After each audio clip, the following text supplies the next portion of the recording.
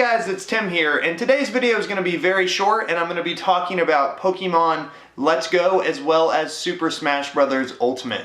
About a month ago, I released my first impressions video for Super Smash Bros. Ultimate, and in that video I stated that I wasn't comfortable giving my full review just yet because I'd only had the game for like 2 days at that point. So now that the game's aged a little bit, I've played it a lot more.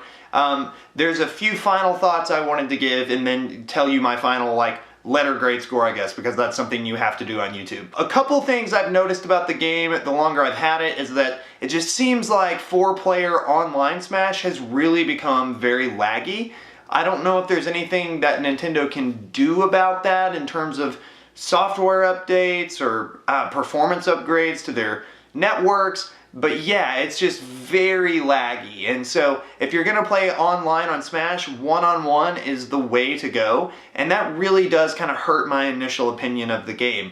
I will also say that the World of Light mode, though I still hold a very high opinion of it, I think it's a very strong adventure mode, it does get a little monotonous, and I said that in my first impressions video, but I want to say that the more and more I played it, I kept playing it hoping that something would change, and I got like 25, 30 hours in, and it really didn't change very much. There's a few things that do. I'm not going to spoil it, but overall you just kind of grind and do the same thing over and over and over. So that was a bummer. One thing that I did get though, that I'm going to link right here, is I got the Nintendo Switch Pro controller over the last month as well, which I didn't have before, and it really was night and day difference between playing the game with the Joy-Cons versus playing with a proper Pro controller. And I'm sure you guys that play with the GameCube controllers probably feel even more strongly about the quality of your control method, but I will say that once I got the Pro controller, the controls felt even more precise, and I like the game even more in the control department. Overall, I'm going to give Super Smash Bros. Ultimate an A-.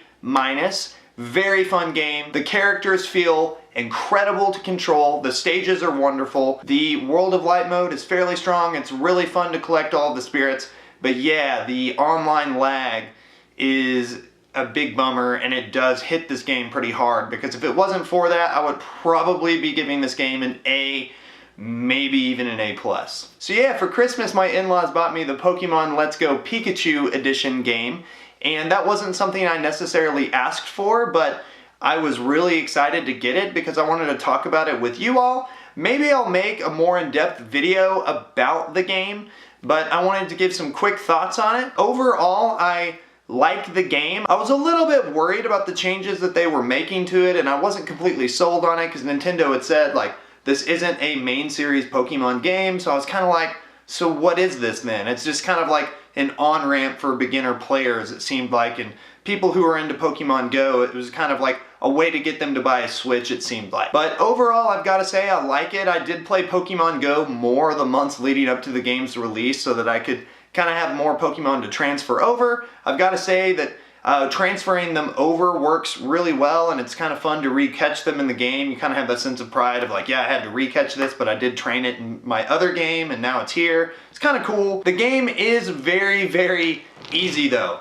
And I know Pokemon games are aimed towards kids, but yeah, this one is like particularly easy. I've got to say, I went straight through the Elite Four, never felt like I was ever in any danger of having to restart at any point or losing any of the battles. And I don't think it's a spoiler to say that Mewtwo is in the game. He has been the most challenging Pokemon to catch, obviously. The most challenging part of the game probably is trying to catch Mewtwo, because you can't just throw the ball at him immediately. You've got to battle them, and he's stronger than the Elite Four by far. But yeah, overall, I would say it's a pretty solid Pokemon title, but I hope that the main series game that is supposedly supposed to come out in 2019 is more challenging, and that it includes more of the mechanics from old classic Pokemon games. Or, you know what, maybe give players the option to use the new just throwing mechanic where you don't even have to battle the Pokemon before you catch them. You just throw the ball, or give players the options to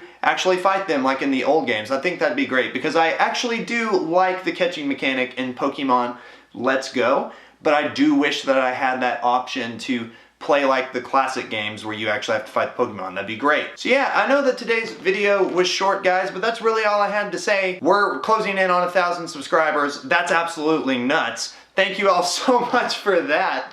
I never thought in a million years we'd be at this point, but that's really awesome. If you'd like to battle me on Super Smash Bros., add me as a friend on the Nintendo Switch. Link down below to my Instagram account where you can see my Switch friend code in one of my saved Insta stories on that account. Also follow me on Twitter. I try to give updates on there if you want to know more about me outside of YouTube. Check it out. If you're new to the channel, you can come along on the journey with us by clicking subscribe right here. Also check out more of my Nintendo Switch videos from the past right here. Alright guys, I'll see you next week. Hope you have a good one.